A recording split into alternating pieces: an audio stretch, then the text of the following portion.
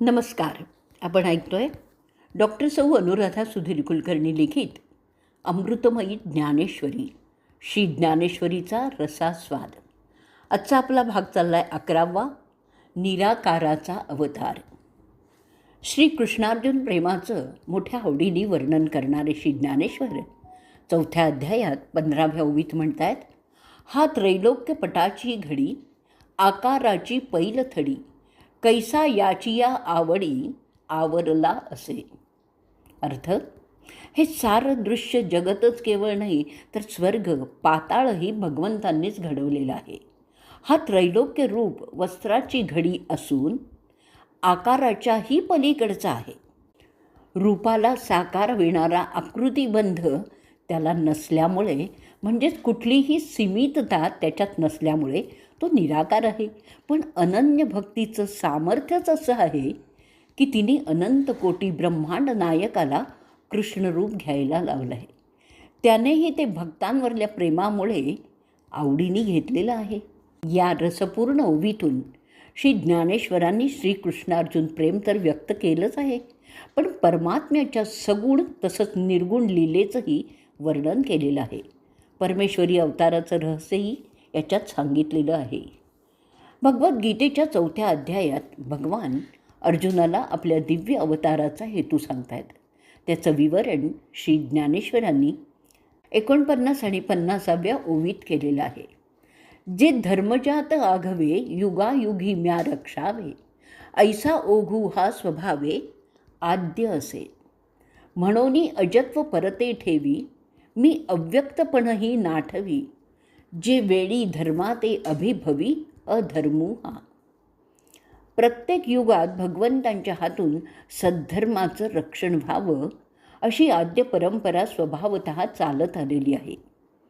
ज्यावेळी अधर्म धर्मावर कुरघोडी करतो त्यावेळी भगवंत आपलं जन्मरहितपण बाजूला ठेवतो आणि आपले अव्यक्तपण मनात न आणता अवतार घेतो. धर्मरक्षणार्थ भगवंत अवतरतात, म्हणजेच जनता जनार्दनातील परमेश्वरी शक्ती जागृत होते. श्री ज्ञानेश्वरांनी वर्णन केलेलं आहे की हा ईश्वरी अवतार अधर्माचं दोषपूर्ण कायदे फाडून टाकतो, सज्जनांच्या हातून सुखाची ध्वजा उभारवितो, दैत्यांच्या कुळाचा नाश करतो, साधूंचा गेलेला मान पुन्हा प्रस्थापित करतो, धर्म आणि नीती यांची सांगड घालतो, विवेकरूपी दीपाला आलेली अविचारांची काजळी झाडून तो प्रज्वलित करतो. त्यावेळी योग्यांना निरंतर दिवाळीचा दिवस दिसतो. सर्व जग आत्मसुखाने भरून जातं आणि अशा प्रकारे परमेश्वरी शक्तींकडून हे कार्य प्रत्येक युगायुगात घडतच असतं. त्या शक्तीचं अधिष्ठान असलेला परमात्मा मात्र अक्रियच असतो. पुढची ओवी आहे 58वी. माझे अजत्वे जन्मणे, अक्रियताची कर्म करणे, हे अविकार जो जाणे, तो परममुक्त.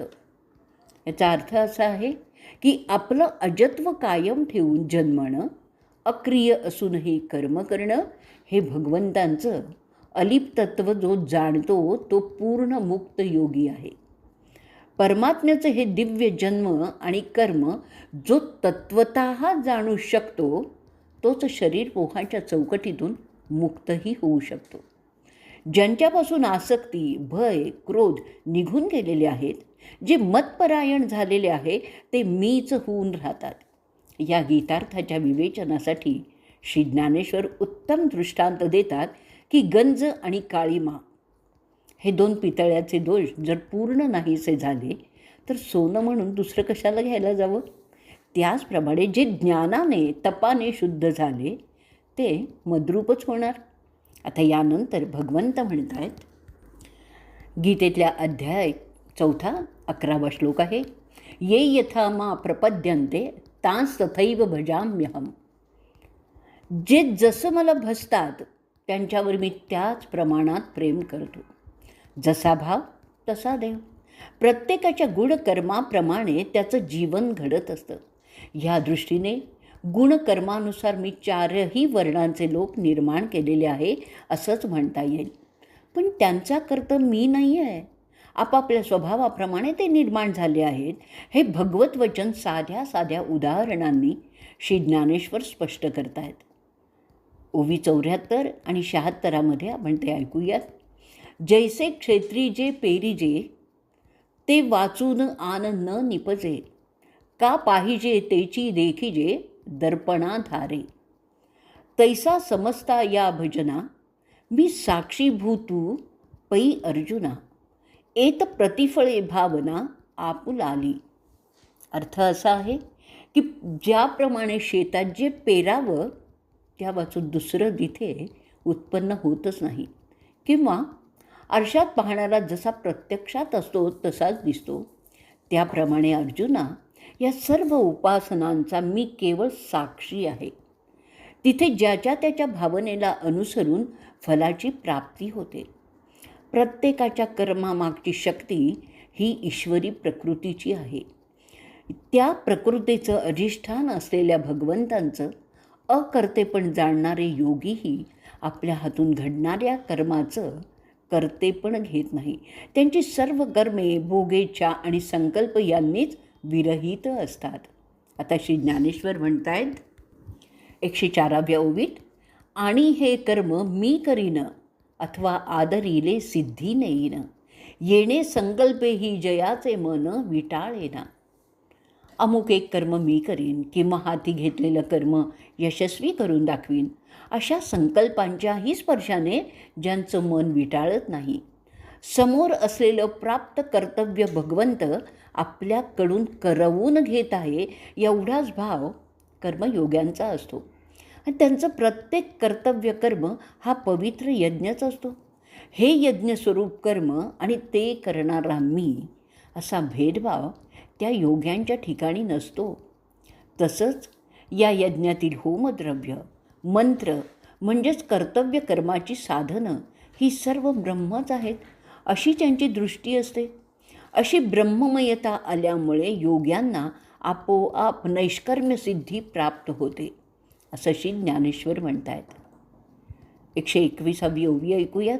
म्हणूनी ब्रह्मतेची कर्म, ऐसे बोधा आले जयासम, तया कर्तव्य ते नैष्कर्म्य धनुर्धरा.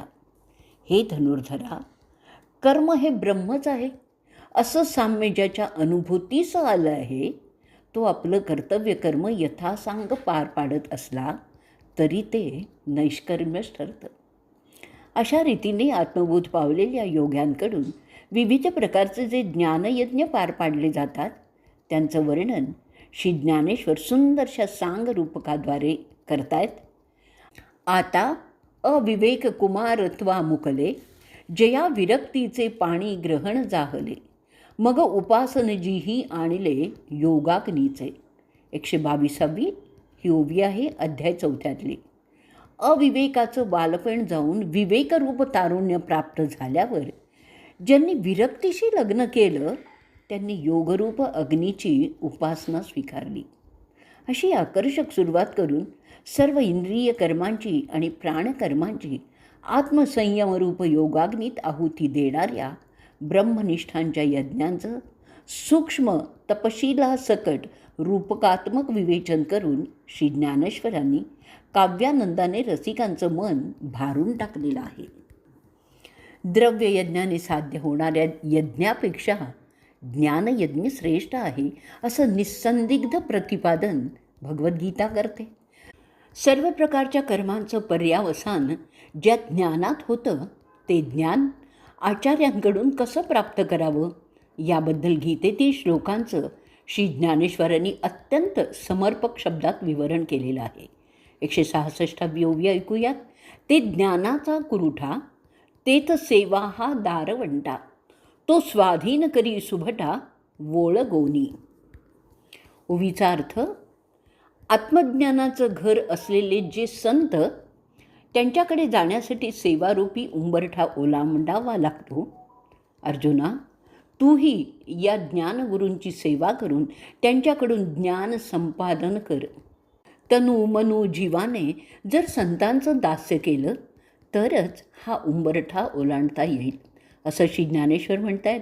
अशी सेवा करणाऱ्याचा अहंकार पूर्णपणे नष्ट झालेला असतो. श्रद्धायुक्त अंतःकरणाचं ज्ञानबीजांची पेरणी होऊ शकते. श्रद्धाहीन संशयी मनुष्य नाश पावतो. भगवंत अर्जुनाला आपल्या हृदयातील अज्ञानोद्भव संशयाचा ज्ञानरूपी खड्गाने छेद करून कर्मयोगाचा अवलंब करण्यास सांगतात. 4थ्या अध्यायातील गीतार्थ विवरण संपल्यावर श्री ज्ञानेश्वरांनी श्रोत्यांशी खास संवाद केलेला आहे. त्यातूनच पुढील अध्यायांबद्दलचं श्रोत्यांचं औत्सुक्य ताजं राहतं आणि त्याचबरोबर श्री ज्ञानेश्वरांच्या विलक्षण आत्मविश्वासाचं तेजस्वी दर्शनही होतं. या पुढील कथेत भावार्थांचं ऐश्वर्य असून त्यांच्या प्रकटीकरणात काव्यरसाचा उत्कर्ष होईल. हा रसोत्कर्ष आपल्या मराठी भाषेतून समर्थपणेच होऊ शकतो असं श्री ज्ञानेश्वरांचं म्हणणं आहे. तो शांतूची अभिनवेल ते परियसा मराठे बोल, जे समुद्राहूनी सखोल अर्थ भरित. समुद्राहूनही सखोलार्थ असलेल्या माझ्या मराठी बोलीत शांतरस अपूर्वतेने प्रकटेल ते माझे बोल ऐका, असं गाढ आत्मविश्वासाने श्री ज्ञानेश्वर आपल्याला सांगतायत. आणि इथेच आजचा आपला भाग आपण संपवणार आहोत. श्री ज्ञानेश्वर महाराज की जय.